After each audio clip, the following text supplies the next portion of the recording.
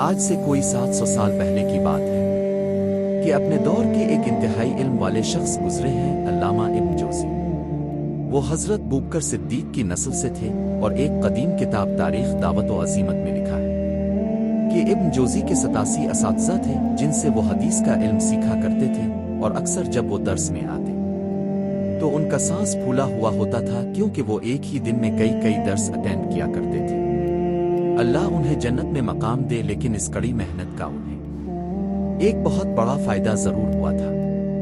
بتاتے ہیں کہ میرے زمانے تک رسول اللہ کی کوئی بھی حدیث میرے سامنے بیان کی جائے تو میں بتا سکتا ہوں کہ یہ صحت و ذوف کے کس درجے پر فائز حدیث ہے۔ تو اس لیول کے عالم علامہ جوزی اپنی کتاب الصفوں میں ایک واقعہ لکھتے ہیں کہ رسول اللہ کے کوئی 300 سال بعد کی بات ہے کہ تستر شہر کے رہنے والے ایک شخص سہل تستری نے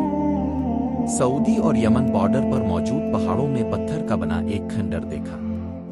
کہ جس کے دروازے پر کچھ لکھا یعنی انسکرپشنز کھدے ہوئے تھے۔ تجسس کے مارے سہل ان کھنڈرات کو دیکھنے کرنے کے لیے ان میں داخل ہو گیا، لیکن اندر ایک انتہائی مونا لیکن ضعیف آدمی بیٹھا آنکھیں بند کیے کوئی عبادت کر رہا تھا، اور وہ شخص بتاتا ہے کہ جو بات میرے لیے سب سے زیادہ تعجب والی تھی وہ اس کا موٹاپا نہیں بلکہ اس کے انتہائی خوبصورت اور صاف ستھرے کپڑے تھے۔ بہرحال میں نے اونچی آواز میں سلام کیا، اور جب وہ عبادت سے فارغ ہو گیا تو اس نے بھی سلام کا جواب دیا اور بولا کہ سہل، کیا تم میرے کپڑوں کی تازگی سے حیران ہو؟ یاد رکھنا، کپڑوں کو پرانا جسم نہیں کرتا مگر گناہ اور حرام کا کھانا انہیں بوسیدہ کر دیتا ہے۔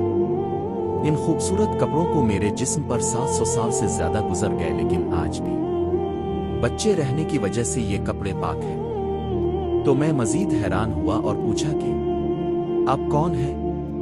تو اس نے بتایا کہ میں ان میں سے ہوں جن کے متعلق یہ آیت نازل ہوئی تھی کہ کہہ دیجئے مجھے وحی کی گئی ہے کہ جنات کی ایک جماعت نے قرآن سنا اور کہا کہ ہم نے عجیب قرآن سنا ہے، الجن 72:01۔ اور یہ کہہ کر وہ معمر وہاں سے اٹھا اور کھنڈرات میں ہی کہیں گم ہو گیا کہ جس کے بعد دوبارہ میں نے اسے کبھی نہیں دیکھا۔ ابن جوزی لکھتے ہیں کہ وہ معمر جن